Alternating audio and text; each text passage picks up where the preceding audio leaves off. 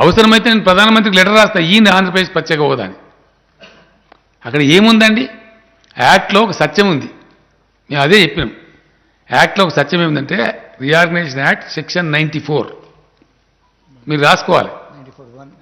94లో section 94లో 1 and 2 యాక్ట్లో చాలా స్పష్టంగా ఉంది. పరిశ్రమలకు సంబంధించినటువంటి రాయితీలు ఇన్సెంటివ్స్ ఇస్తే 2 రాష్ట్రాలకు ఇవ్వాలి అని స్పష్టంగా ఉంది. మేము చెప్పింది ఏంటంటే పరిశ్రమలకు సంబంధించిన రాయితీలు 2 రాష్ట్రాలకు ఇస్తూ యాక్ట్ ప్రకారంగా ఆంధ్రప్రదేశ్కు ప్రత్యేక హోదా ఇవ్వండి, వెల్కమ్ అని చెప్పినాం మేము. ఇది ఒక పక్క. రెండవది అసలు రహస్యం, పచ్చి అబద్ధాల కోరు చంద్రబాబు నాయుడు. పచ్చి అబద్ధాల కోరు. ఎస్, ఏమైందండి? తెలంగాణ ఆంధ్రప్రదేశ్ 2 విడిపోయింది.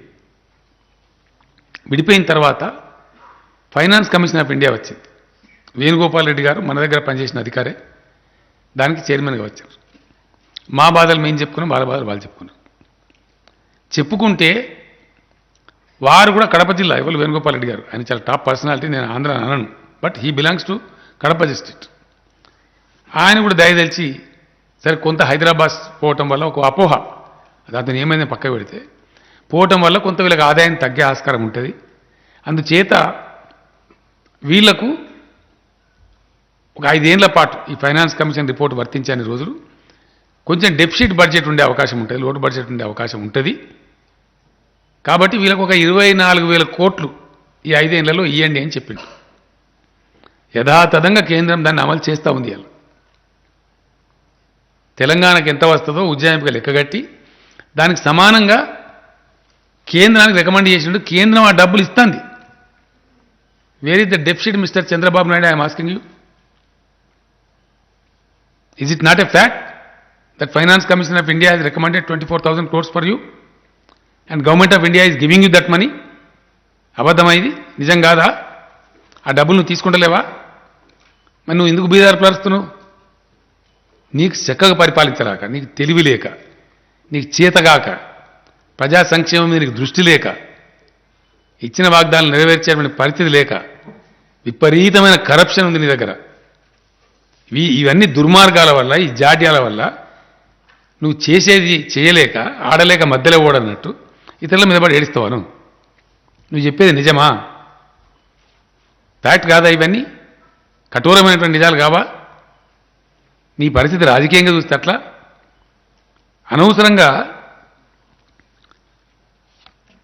హోదా వద్దని నువ్వే అంటావు, హోదా కావాలని నువ్వే అంటావు. అంటే ఏది నమ్మాలి నిన్ను? హోదా అన్నోని జైలు వేస్తాడు. అవన్నీ ఉన్నాయి, టీవీ ఫుటేజీలు ఉన్నాయి. హోదా సంజీవిని కాదు, సంజీవిని కాదు, అదే అంతా చేయదు. హిమాచల్ ప్రదేశ్కి ఇచ్చిన ఏమైంది, పలాందానికి ఇచ్చిన ఏమైంది అని మాట్లాడి. అంటే నువ్వు ఏది కరెక్ట్ అన్నట్టు నాకు అర్థం కాదు. నువ్వు ఫర్ హోదానా, యాంటీ హోదా? ఇవ్వని కాదు, నువ్వు ఫర్ హోదా కాదు, యాంటీ హోదా కాదు, నువ్వు ఫర్ చంద్రబాబు నాయుడు. నీ స్వార్థం, పచ్చి స్వార్థపరు నువ్వు. నీ రాజకీయ స్వార్థం కోసం దేన్నైనా బలి తీసుకుంటావు, ఎంతకైనా దిగజారుతావు. నీకు విలువ లేదు, నీతి లేదు, జాతి లేదు. Yes, this is like a person you are before the nation today. You only reject the hoda and you only demand the hoda. ఏది నాకు అర్థం, ఏది నిజం అనుకోవాలా?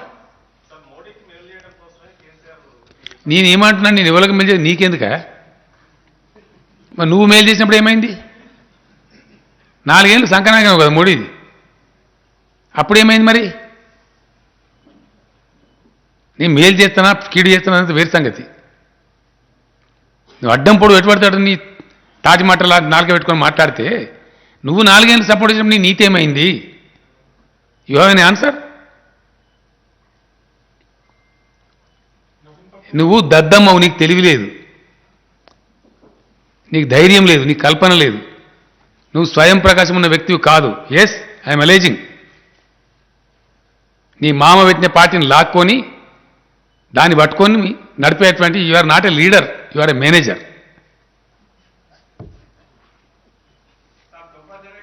Definitely why I'm saying this, నేను ఇలాగా కాదు. 2 ఎంపీలను పెట్టుకొని నేను తెలంగాణ తెచ్చిన. ఆత్మవిశ్వాసం కావాలి ఏదైనా చేయాలంటే. When I was fighting for Telangana I had only 2 MPs. 2 Hyderabad నుంచి పోతున్న ఆంధ్రప్రదేశ్ రాజధాని నుంచి తెలంగాణ రాష్ట్రంలో అడుగు పెడతానని చెప్పి ఢిల్లీకి పోయినా నేను. ఇదంతా నా చరిత్ర.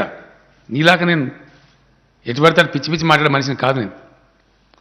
ఏదైనా చెయ్యాలి, దేశంలో ఏదైనా సాధించాలంటే ఆత్మవిశ్వాసం కావాలి 100%. నేను బయలుదేరింది నీలాంటి చిల్లర రాజకీయాలకు కాదు. నీలాక చిల్లర భాష కూడా నాకు రాదు. 25 సీట్లు గెలిపియండి, నేను చక్రం తిప్పుతా, ఈ చక్రాలు తిప్పుతా నేను ఇప్పుడు చెప్పలే.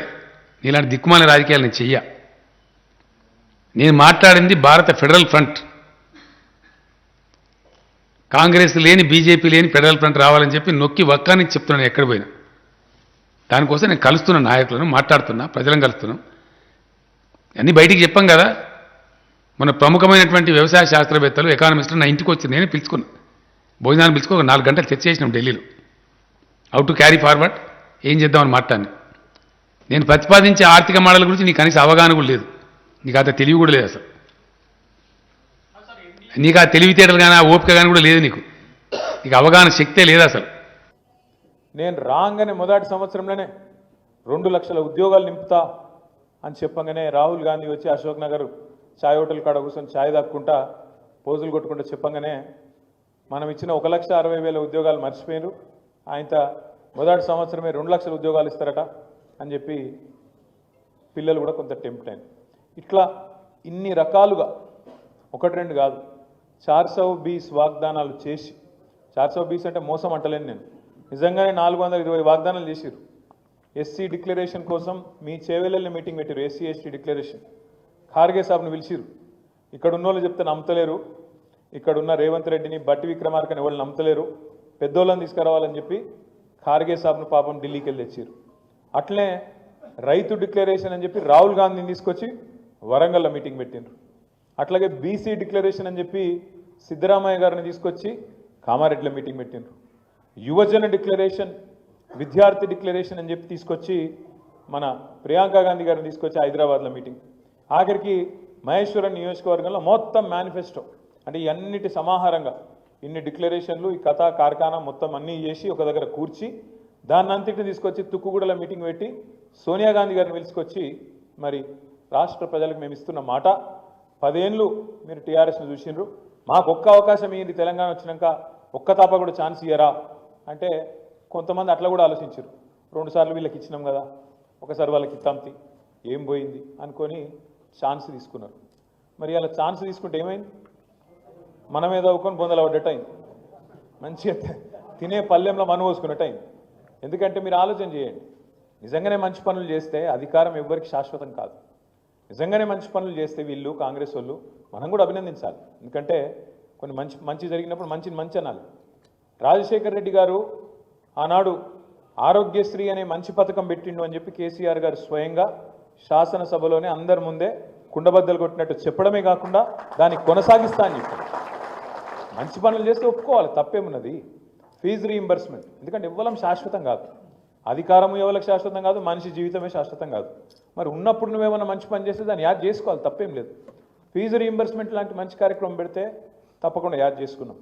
ఇవాళ చంద్రబాబు నాయుడు గారి జన్మదినం, వారికి కూడా నా హృదయపూర్వకంగా జన్మదిన శుభాకాంక్షలు. వారు కూడా చేసింది, వారు ముఖ్యమంత్రిగా ఉన్నప్పుడు కూడా కొన్ని పనులు జరిగినాయి హైదరాబాద్లో, ఇక్కడ కొన్ని ఐటీ కంపెనీలు తేవడంలో కానీ ఇంకోటి కానీ, వారికి కూడా మనం తప్పకుండా గుర్తు చేసుకోవాలి. ఎందుకు చెప్తున్నా అంటే సంస్కారవంతమైన ప్రభుత్వం అంటే అట్లా ప్రవర్తిస్తుంది. మనం 10 ఏళ్ళు ఉన్నాం ప్రభుత్వంలో, కానీ ఎన్నడూ నీ ఆనవాళ్ళు దుర్చేస్తా, నీ ఇది చేస్తా, చెరిపేస్తా అనలే. ఆనవాళ్ళు దుర్పేసుడు అంటే అది ఎప్పటికీ అనాగరిక రాజుల కాలం నాటి కథ. ఒక రాజు ఇంకో రాజ్యం మీద దండయాత్ర చేసి దాన్ని గెలుచుకుంటే ఆ రాజ్యం యొక్క ఆనవాళ్ళను విడిచే ప్రయత్నం అప్పట్లో ఎదురు. కానీ దండయాత్రలు చేసిన రాజులు కూడా కాకతీయుల ఆనవాళ్ళు వచ్చి వీళ్ళు ఆసఫ్ జాహీలు, కుతుబ్ షాహీలు వాళ్ళు దుడిపేయలే. ఇంకా చెరువులు దవ్విరు, చెరువులు దవ్వుతుంది, పుడిచేస్తావు పోయి మళ్ళీ పుడిచాం కదా. మంచి పనులు చేస్తే దాన్ని చెడగొట్టద్దు. కానీ ఈ ప్రభుత్వం చేస్తున్న కిరాతకపు పని ఏంది అంటే రేవంత్ రెడ్డి గారి ప్రభుత్వం, వాళ్ళు మంచి పనులు చేయరు, చేసిన మంచి పనులు ఆపుతారు. ఇది వీళ్ళ తెలివి. మీరు ఆలోచించండి ఒక్కసారి. మనం ఎవ్వరం కూడా హైదరాబాద్ నగర అభివృద్ధికో, తెలంగాణ అభివృద్ధికో, తెలంగాణలో పేదలకు మంచి జరుగుతుంటేనో అందరం కూడా సహకరిస్తాం, అందరం కూడా సప్పట్లు కొడతాం, అవసరమైతే ముంగటి వరుసలు నిలబడి మంచి పని చేస్తున్నారని చెప్తాం. కానీ ఏం జరుగుతుంది వాళ్ళ 16 నెలల్లో? వీళ్ళే కదా చెప్పింది 100 రోజుల్లో 6 గ్యారంటీలు అన్నారు. 500 రోజులైంది, 500 రోజులైంది, 100 రోజులు కాదు 500 అయింది. మరి 500 రోజుల తర్వాత ఒక్కటంటే ఒక్క హామీ అమలైందా? ఏదన్నా ఒక్కటి పూర్తిగా చేసినరా? ఒకటే ఒకటి, అది కూడా సగం చేసిర్రు. ఏది? Free bus. ఇక ఆ బస్సు అందం నేను చెప్పరాదు, ఇక మళ్ళీ అంటే మళ్ళీ నా మీద ఒక కేసు పెడతారు. కాక పెట్టరు కానీ అలా మనమే చూస్తున్నాం. ఇదివరకు ఎన్నడూ చూడని విచిత్రాలు చూస్తున్నాం. మా ఆడబిడ్డలు ఒకరినొకరు సీట్ల కోసం తన్నుకునే పరిస్థితి. ఇక రాజకీయాల సీట్ల కోసం తన్నుకుంటే గమ్మత్, కానీ బస్సుల సీట్ల కోసం తన్నుకునే పరిస్థితి కూడా వచ్చింది. ఇవాళ గా పరిస్థితి వచ్చింది కాంగ్రెస్ ప్రభుత్వం వల్ల. అట్లాగే మీరు ఆలోచించండి, ఎన్ని కథలు చెప్పిండ్రు. 2500 ఇస్తా, ఇంట్లో అత్తుంటే అత్తకు 4000, కోడలుంటే కోడలకు 2500. నేను మొన్న మధ్యన సూర్యాపేట పోయినా. సూర్యాపేట పోతే ఆడ మా జగదీష్ రెడ్డి గారు ఒక ఇంట్లో మా కార్యకర్త ఇంట్లో భోజనం చేద్దాం అని తీసుకుపోయాడు. తీసుకపోతే ఇక్కడ భోజనం చేసినాక కూర్చొని మాట్లాడుతున్నాం. మా అమ్మగారు అని పరిచయం చేసింది. ఎట్లున్నారమ్మా అంటే బాగానే ఉన్న బిడ్డ అన్నది. అన్నాక మరి కొడుకు పెళ్లి చేసినావు మొన్ననే, యువకుడు తమ్ముడు, ఎట్లుందమ్మా మరి కోడలి పిల్ల ఎట్లుంది అన్న. ఏం కోడలి పిల్ల బిడ్డ, వస్తే ఒక తులం బంగారం తెస్తుంది అనుకున్నా, నెలకు 2500 వస్తుంది అనుకున్నా, ఏది రాకపోయాను. ఆ కోడలి పిల్ల కూడా బాగా గడుస్తున్నది. అత్తమ్మ నువ్వు కూడా 4000 పెన్షన్ వస్తుంది అన్నావు కదా, ఏడబోయిందని ఆమె అంటుంది. నేను మనసులు అనుకుంటే అత్త కోడలకు మరి రేవంత్ రెడ్డి కొత్త అత్త కోడలు కూడా పంచాయతీ పెట్టింది. గా పరిస్థితున్నది ఇవాళ. అంటే ఇది ఒక్కింటి కథ కాదు, ఇంటింటి రామాయణం ఇవాళ. ఇక మీ బాధనైతే రంగారెడ్డి జిల్లా వాళ్ళది చెప్పరాదిగా. అసలు ఎట్లుండే కేసీఆర్ గారు ఉన్నప్పుడు 10 ఏళ్ళు ఒక్క ప్లాట్ కాడికి కానీ, వెంచర్ కాడికి కానీ, ఒక బిల్డింగ్ కాడికి కానీ ఎవడన్నా పోయి దాదాగిరి చేసి కూడా దమ్మున్నోడు లేకుండే. ఈరోజు గద్దళ్ళకి ఇంతకుముందు తమ్ముడు కరెక్ట్ చెప్పిండు, అదే షరాబ్ బండి పడిపోతే దానికి చుట్టూ మొత్తం ఎవరికి అందినంత వాడు దండకపోయినట్టు, ఇక దొరికిందే ఛాన్స్ ఆయన తంతే గంపల బుట్టలు పడ్డామన్నట్టు ఎవ్వలకు దోషింది వాళ్ళు. మీరు గమ్మత్ ఏమనిపిస్తుంది అంటే కొన్ని మాటలేమో పెద్దగా చెప్తారు. హైడ్రా ఏంద్రా బై హైడ్రా అంటే, హైడ్రాతోని ఆస్తులు కాపాడుతాం. ఎవరి ఆస్తులు కాపాడుతాం? హైడ్రాతోని ఆస్తులు కాపాడుతాం. ఎవరి ఆస్తులు కాపాడుతారంటే పక్కా కాపాడుతారు. పొంగులేటి శ్రీనివాసరెడ్డి ఇల్లు మాత్రం ముట్టరు. ఏది చెరువుల FTL ఉన్నా శ్రీనివాసరెడ్డిది ముట్టరు. పట్నం మహేందర్ రెడ్డి నట్టనడమ చెరువులో కట్టినా ఆయనదేం కాదు. KVP రామచంద్రరావుది చెరువు మీదనే ఉన్నా ఆయనది ముట్టరు. అట్లాగే రేవంత్ రెడ్డి వాళ్ళ అన్న తిరుపతి రెడ్డి గారిది FTL లోపలున్నా దాన్ని ముట్టరు. ఇక మరి ఎవడు దొరికిండు తేరగా? అల్కగా దొరికింటాడు ఎవడు? గరీబుగాడు. కొట్టుర్రా అంటే కొట్టుర్రు.